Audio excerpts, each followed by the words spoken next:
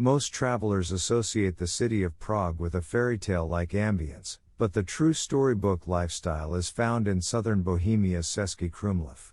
The city has done an excellent job of preserving its Renaissance and Baroque architecture, and is recognized as a UNESCO World Heritage Site for its contributions to Czech history, art, and culture. The main attraction is Český Krumlov Castle, with its restored Baroque theater and tower, where visitors can ascend to the top and take in a full view of the village below. Walking is the best way to explore the city center, as it offers you an up-close view of the artistic details Český Krumlov is known for.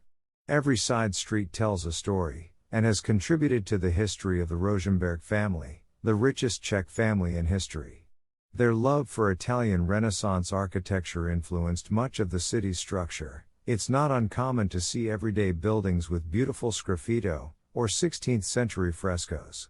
In the evenings, strolling through the streets lit by gas lanterns makes Český Krumlov feel even more romantic.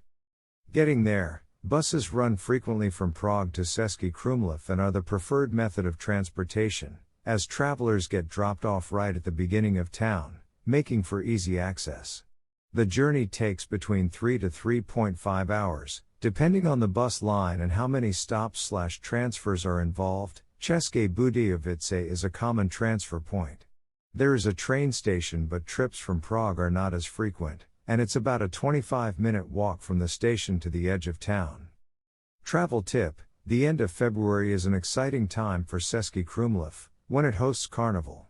It feels like a week-long Renaissance fair, with banquets, parades, dance parties, lavish costume displays, and more. It's a very unique way to experience this tradition carried over from Venice.